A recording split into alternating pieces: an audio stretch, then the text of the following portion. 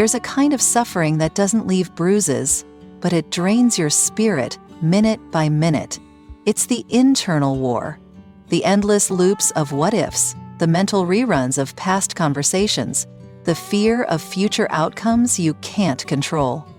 It's called overthinking.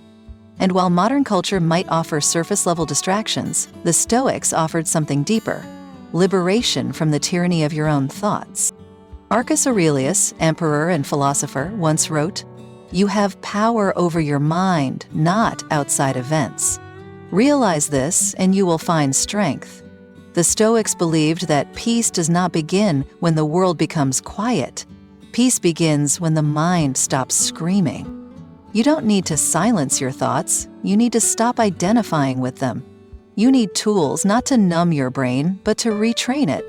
And that's exactly what this podcast is about. Today, we'll walk through 10 Stoic techniques to help you calm your inner storm. Not through force, not through denial, but through perspective, presence, and personal power. Let's begin. Part 1. See overthinking as a storm, not yourself. The first technique is the foundation of all Stoic mental discipline. Separate your identity from your thoughts. Most people never question the content of their mind. A thought appears. I'm not good enough. They probably hate me. What if I fail? And they immediately believe it. They fuse with it. But Stoicism teaches the opposite. You are not your thoughts. Seneca once said, "We suffer more often in imagination than in reality." That means the pain we feel often comes not from what's real, but from the story we attach to what's real. When overthinking arises, don't suppress it. Don't fight it. Observe it. Visualize your thoughts like a storm passing through. The winds howl, the clouds swirl, but you are the mountain, still, unmoved. When you begin to see overthinking as a weather system, not your identity, you unlock detachment. You create space between stimulus and self. And in that space, freedom lives. Here's a simple practice. When a thought begins to spiral, label it. Say to yourself, this is a thought, not a fact, not a truth, just a mental event. This small shift in language reminds your brain that it doesn't have to treat every thought as urgent. Then breathe. Return to the present moment. Look around you. Feel your feet on the ground. Hear the air. Let your senses remind you that you are here, not in the imaginary world of catastrophes and regrets. That's where the Stoic path begins, not by controlling thoughts, but by refusing to be controlled by them. Let's continue. Part 2. Redirect your energy to what you can control. Overthinking isn't just a mental pattern, it's misplaced energy. It's the mind doing what it was designed to do, solve problems. But in overthinking, it tries to solve what can't be solved. Imaginary futures, other people's feelings, alternate outcomes. The Stoics taught that peace comes not from thinking more, but from thinking rightly. Epictetus said, "Make the best use of what is in your power and take the rest as it happens." That's not apathy, that's strategy. Overthinking is often a signal that your energy is being wasted on the uncontrollable. When you focus on things outside your control, how someone will respond, whether the outcome will be perfect or if the timing will be right, you enter a cycle of mental chaos. Instead, shift that energy. Take the mental force you're spending on worry and move it toward action. Not massive, complicated steps, but tiny, concrete, purposeful acts. Ask yourself, what can I control in the next 5 minutes? Maybe it's drinking water, writing a list, sending an email, stepping outside, moving your body, returning to breath. By doing something tangible, no matter how small, you return to the ground beneath your feet. You stop floating in the mind and start planting roots in the moment. Here's a helpful mantra. Right now, I return to what I can influence. Use it when you catch yourself spiraling. It will become your reset switch. This is how Stoicism rewires the mind, not by suppressing fear, but by redirecting the fire, not by pretending you're unaffected, but by putting your power where it matters. Overthinking isn't you being broken, it's you being misaligned, and the remedy is realignment. One breath, one action, one moment at a time. Let's keep going. Part 3. Embrace impermanence and practice letting go. Overthinking is often rooted in the illusion of permanence. We replay conversations, obsess over outcomes, and cling to what we wish we could control, because some part of us believes things will always stay the same unless we fix them in our minds. But the Stoics remind us, nothing is permanent. Everything flows, everything passes.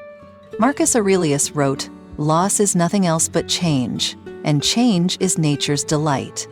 In other words, what you're holding on to, the mistake, the regret, the fear, it's already slipping away. You're the one keeping it alive. When you embrace impermanence, you stop resisting the rhythm of life. You stop trying to freeze-frame reality and start flowing with it. Here's how to practice this. Whenever you catch yourself obsessing over something, say to yourself, "This too shall pass." Not as a cliche, but as a deep truth. The moment will pass. The feeling will pass. Even the thought will fade. Then breathe it out. Visualize letting go like releasing a balloon into the sky. You're not suppressing it, you're honoring it, and then releasing it. The Stoics didn't run from emotion. They let it rise, pass through, and go. Because attachment is the root of mental chaos, and detachment, calm, grounded, practiced detachment, is the gateway to peace. Letting go is not giving up. It's choosing freedom over fixation. It's understanding that the weight you carry is optional. So release the loop, let the thought pass, trust the flow, and move forward, not with resistance, but with grace. Let's move on. Part 4.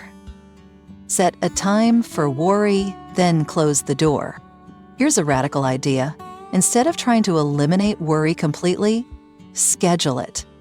The Stoics taught that we cannot control the arrival of emotions, but we can control our relationship with them. Worry may visit, but it doesn't have to move in and rearrange the furniture. When you overthink, your mind often believes that worrying now will prevent pain later. But in truth, it just burns your energy twice, once in imagination and once in reality. So here's a practice. Each day, set aside 10-15 minutes, that's your worry window. During this time, you allow yourself to think through concerns. Write them down, examine them. But when the time is up, close the door. You don't revisit them unless it's during the next worry window. This tells your brain, I hear you, but you're not in charge. It builds internal boundaries. It teaches discipline. Seneca wrote, "He suffers more than necessary who suffers before it is necessary." And this method ensures that worry does not become your full-time job. Outside the worry window, whenever thoughts arise, remind yourself, I've already made space for this, and that space is not now.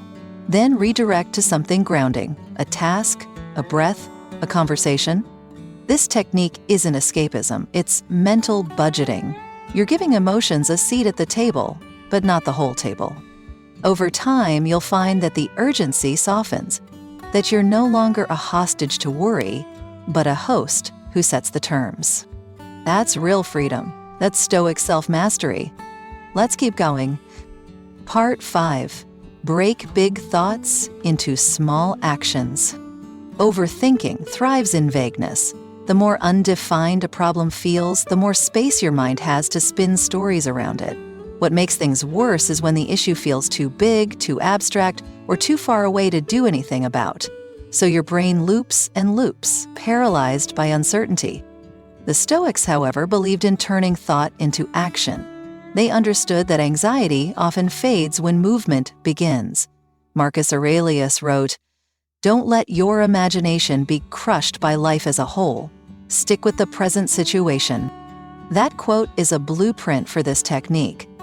Whenever you catch yourself overthinking a problem, whether it's a project, a relationship, or a major decision, ask yourself, what's the smallest possible action I can take right now?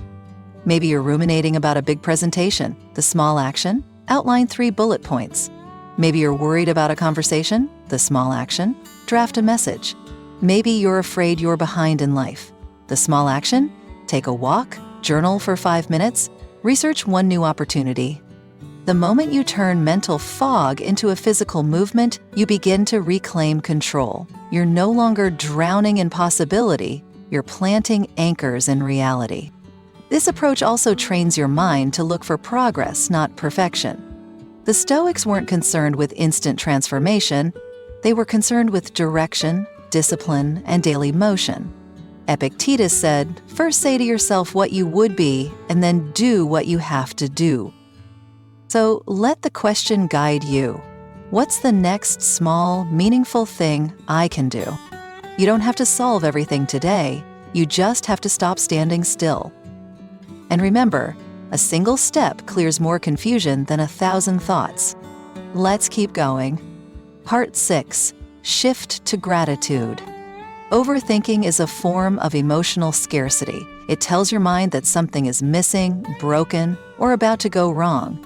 It's the internal narrative of not enough certainty, not enough time, not enough reassurance. But gratitude shifts the channel. It doesn't erase your problems, it reframes your position. The Stoics practiced a form of grounded gratitude, not in the naive sense of pretending everything is fine, but in the deep awareness that life owes us nothing, yet gives us everything. Seneca said, "Nothing is more honorable than a grateful heart." And he didn't mean just saying thank you. He meant living with a kind of perception that notices what remains, not just what's missing. So here's the technique. When your mind begins spiraling, pause and find 5 things you're grateful for. Not grand achievements, simple truths. Your breath, a roof, clean water, the ability to listen, the chance to choose again. This pulls your mind out of hypothetical disasters and into concrete abundance. And over time, it rewires your brain to see life not through the lens of fear, but through the lens of fortune. You're not being asked to ignore challenges, you're being asked to balance the view, to remind yourself that even within uncertainty, there is stability. Even inside loss, there is something left. And from what's left, you can begin again. Gratitude isn't just a mood booster, it's a perspective anchor. One that says, right now, I have enough to take the next step, and that is enough. Let's keep going. Part 7. Focus on effort, not outcome. One of the fastest ways to fall into overthinking is to obsess over results. What if it doesn't work?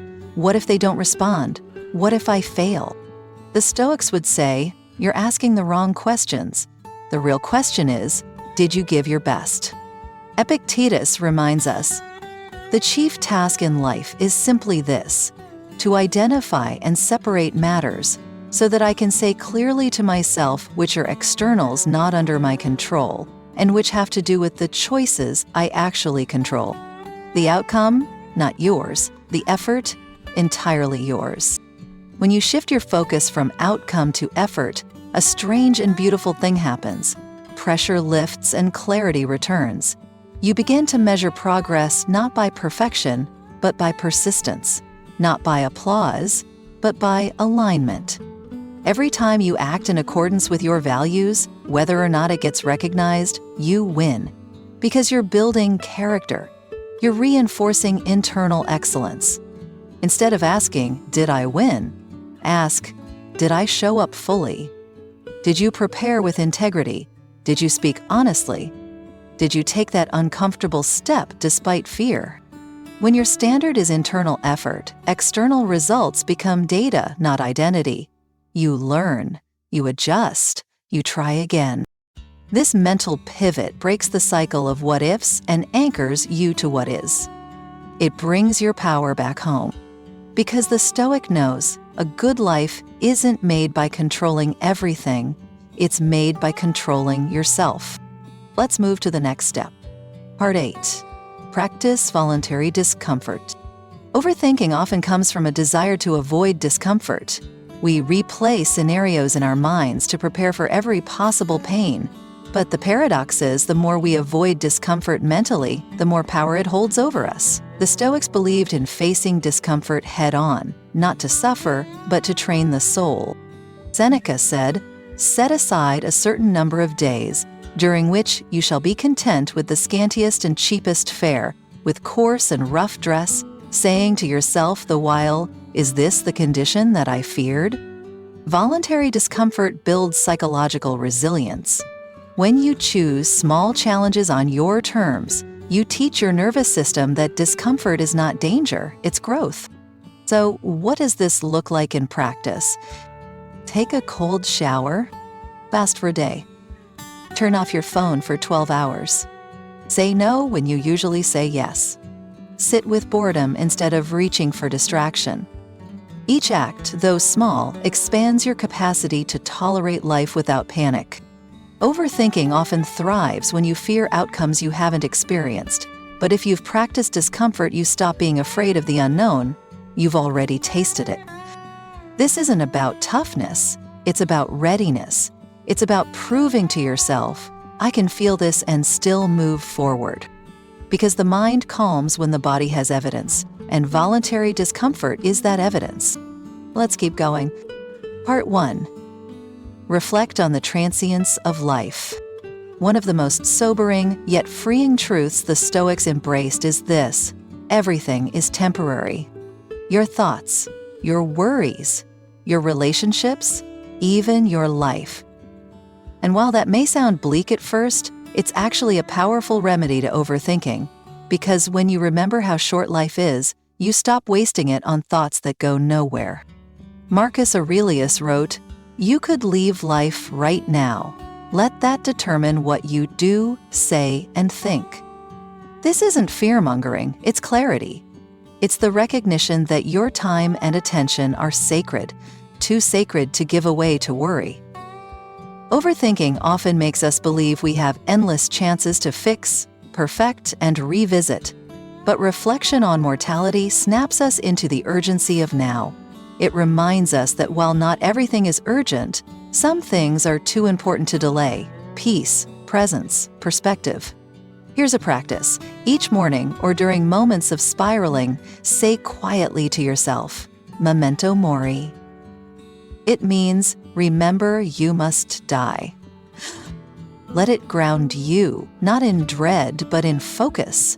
Ask, if this were my last week, would I be obsessing over this? If I had one day left, would I give this thought more of my time? If this was the last conversation, would I still hesitate to speak clearly? This doesn't mean rushing or acting out of panic. It means you filter what truly matters and let go of what doesn't. When you reflect on the transience of life, overthinking loses its grip. Because what's the point of carrying unnecessary mental weight through a journey that's already so brief? So pause, breathe. Remember, life is short. And that's what makes it beautiful. Let's move forward. Part 10. Seek wisdom outside yourself. Sometimes, the hardest part of overthinking is the echo chamber. We live in our own heads, bouncing between fear and what if, spiraling in circles without new input. And the deeper we go, the more convinced we become that no one could possibly understand. But one of the most stoic things you can do is reach outward for clarity. Marcus Aurelius didn't write his meditations to impress others. He wrote them to remind himself of truth. Seneca corresponded with Lucilius to clarify his own thoughts. Epictetus taught through dialogue, not monologue. The Stoics knew wisdom multiplies when it's shared.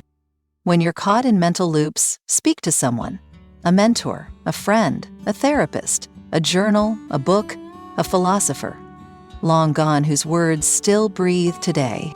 Say your thoughts out loud. Often, what feels overwhelming in silence becomes manageable in speech. Let someone else's calm break your chaos. Let their questions stretch your narrow view. Let their presence remind you you're not alone in this. And if people aren't available, books are always waiting. Ideas are always alive. Return to Stoic texts. Return to your notes. Let the words of another anchor you when your own thoughts lose their grounding. You don't have to figure it all out by yourself. You only have to stay open. Because wisdom isn't just found in solitude, it's found in shared perspective. And when you seek it humbly, it finds you back. So speak, ask, learn, open the window, let light in. And slowly, the noise within will soften. If you've made it this far, thank you. Thank you for giving your attention not to the noise, but to the quiet work of self-mastery. Overthinking doesn't mean you're weak. It means you care. It means you're thinking deeply. But depth needs direction. And Stoicism offers that. Clarity over chaos, action over rumination, peace over paralysis. Each of these 10 Stoic techniques is a doorway. You don't need to open them all at once. Just pick one. Try it today. See how it changes your inner world, even a little. And if you found something in this episode that spoke to you, share it. Send it to someone who might need it. Let the wisdom ripple outward. This podcast is more than a recording. It's a practice. A moment to reconnect with your core, to remember who you are when the mind goes still. Until next time, be well, be present, and as always, stay grounded, stay resilient, stay stoic. Thank you for being here.